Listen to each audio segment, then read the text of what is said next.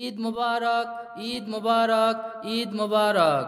ঈদুল আজহার নামাজের জামাত সকাল 7 ঘটিকায় ঈদগাহ ময়দানে অনুষ্ঠিত। ঈদুল আজহা মুসলমানদের পবিত্র ধর্মোৎসব। স্রষ্টার সন্তুষ্টির জন্য পশু কোরবানি যার অন্যতম ধর্মাচার। কিন্তু মনে রেখো, কোরবানির মাংস বা রক্ত আল্লাহর কাছে পৌঁছই না। আল্লাহর কাছে পৌঁছই শুধু তোমাদের নিষ্ঠাপূর্ণ আল্লাহ সচেতনতা। সূরা হজ আয়াত 37। কিন্তু আমরা কজন তা করছি? আসুন কোরবানি নিয়ে এই অশিষ্টাচারগুলো থেকে মুক্ত হই, মুক্ত করি অন্যদের। কোরবানির পশুর দাম জিজ্ঞাসা করবেন না, দাম বলবেন না। ভাই কত নিল? কোরবানির পশুর দাম হয় না। কোরবানির পশু কোনো পণ্য নয়, পরম করুণাময়ের নির্দেশ। আর আপনাকে যদি কেউ জিজ্ঞাসা করে, তাহলে বলুন, আল্লাহ যা সামর্থ্য দিয়েছেন তার মধ্যেই কেনার চেষ্টা করেছি। যা সামর্থ্য দিয়েছে এর মধ্যেই কিনেছি। পশুর দাম ও আকার নিয়ে অসুস্থ প্রতিযোগিতা থেকে সম্পূর্ণ বিরত থাকুন।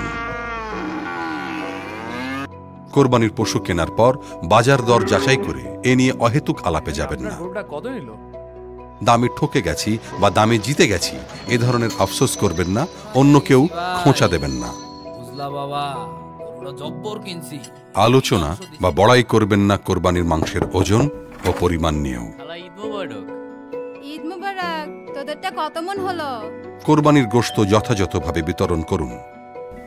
গোশত সংরক্ষণ করতে হবে শুধু এই উদ্দেশ্যে ফ্রিজ কেনার ভ্রান্ত মানসিকতা পরিহার করুন। কদিন পর তো কোরবানি করব, এই ভেবে কোরবানির পশুকে অযত্নে রাখবেন না। কোরবানির পশুর সাথে সেলফি তুলবেন না। সামাজিক যোগাযোগ মাধ্যমে এ নিয়ে প্রচার করবেন না। খাদ্য উৎসবে মেতে উঠবেন না। খাবারে পরিমিতি বজায় রাখুন। আপনার কোরবানির পশুর রক্ত ও বর্জ্য নিজ উদ্যোগে পরিষ্কার করুন। সহযোগিতা করুন নগর কর্তৃপক্ষের পরিচ্ছন্নতা কার্যক্রমে। ঈদের ছুটিতে পরিবারকে সময় দিন। টেলিভিশন, ইন্টারনেট, ফেসবুক, ইউটিউব আসক্তি সহ সকল ভার্চুয়াল ভাইরাস থেকে মুক্ত থাকুন।